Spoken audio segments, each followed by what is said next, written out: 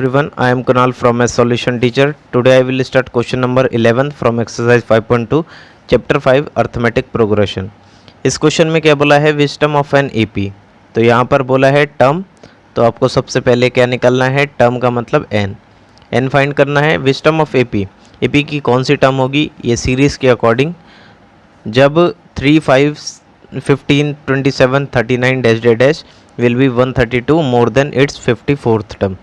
अगर ये वैल्यू आपकी 132 ज़्यादा होगी 54th टर्म से, तो क्या होगी एपी की टर्म, इसको कैसे फाइंड करेंगे देखते हैं. तो एन आपको निकालना है. सीरीज़ क्या गिवन है, 3, 15, 27, 39 dash dash dash will be 132 more than it's 54th term. तो इसको देखो कैसे सॉल्व करेंगे, बहुत सिंपल वे में सॉल्व करेंगे. आपने पढ़ा होगा एपी के केस में, जैसे 2, 4, 6, 8 डैश डैश 32, तो ये ए होता था, डी होता था आपका. इसका डिफरेंस फर्स्ट टर्म ए होती थी और लास्ट टर्म ए एन होती थी. लास्ट टर्म क्या होती थी, ए एन. तो यहाँ पर ए एन आपको वर्डिंग में गिवन है. जैसे आपको देखो ए की वैल्यू आपको क्या गिवन है, 3, क्योंकि फर्स्ट टर्म आपकी क्या होती है, ए. डी कैसे निकालते हैं, A2 में से क्या माइनस करके A1. तो A2 की वैल्यू यहाँ पर क्या गिवन है आपको, 15 माइनस के 3. यहाँ से आपने क्या निकाल लिया, डी भी पता लग गया. अब सीरीज़ के अकॉर्डिंग ए भी पता है, डी भी पता है. ये वैल्यू आपकी AN है, क्योंकि ये देखो लास्ट टर्म है ना, ये सीरीज़ है, ये लास्ट टर्म हुई ना, ये फिर ये वैल्यू वर्डिंग में गिवन है. जैसे ये लास्ट टर्म है इसकी, तो यहाँ AN जो है आपको गिवन है, AN will be 132 more than का मतलब plus 132 more than it's 54th term. 54th term को हम कैसे लिख सकते हैं, A54. नहीं आया समझ, तो देखो एक और बार. ये आपको A पता है, ये सीरीज़ है. सीरीज़ ये आपकी सीक्वेंस के अकॉर्डिंग, सीरीज़ नहीं सीक्वेंस के अकॉर्डिंग ये वैल्यू AN है. और इस AN को मैं लिख सकता हूँ 132 मोर देन का मतलब प्लस 54th टर्म. ये लिख दिया मैंने 54th टर्म.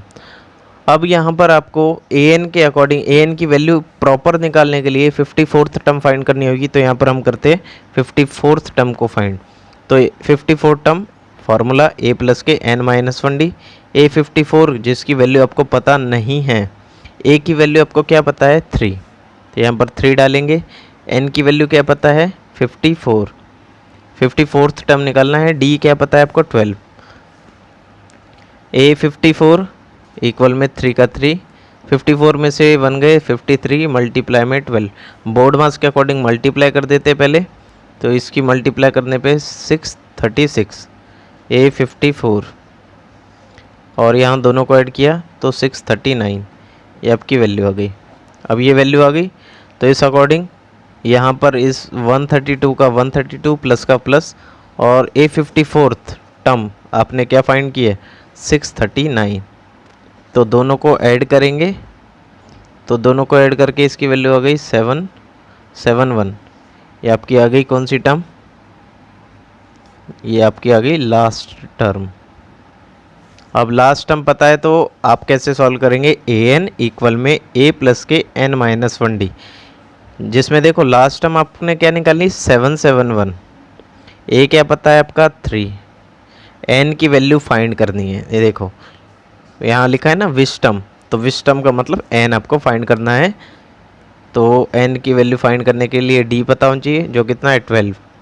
ये देखो ये लिखा है 12,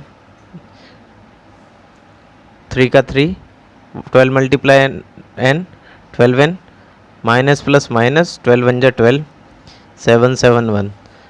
3 में से 12 गए तो माइनस के 9 बचे, प्लस के 12 9. ये माइनस इधर ले जाके प्लस में, दोनों को ऐड कर दिया 780. 780 मल्टीप्लाई की चीज़ कहाँ गई, डिवाइड में. अब दोनों को हम डिवाइड करेंगे, 780 डिवाइडेड बाय 12. 12 की मल्टीप्लाई करेंगे हम 6, ये आ गया आपका 72, ये आ गया 6, 12 5 जा 60. और इसका आंसर कितना आ गया आपका 65। तो 65 इसकी टर्म आ गई और इसी के साथ ये क्वेश्चन भी सॉल्व हो चुका है। उम्मीद करता हूँ आपको समझ आया होगा। Okay bye.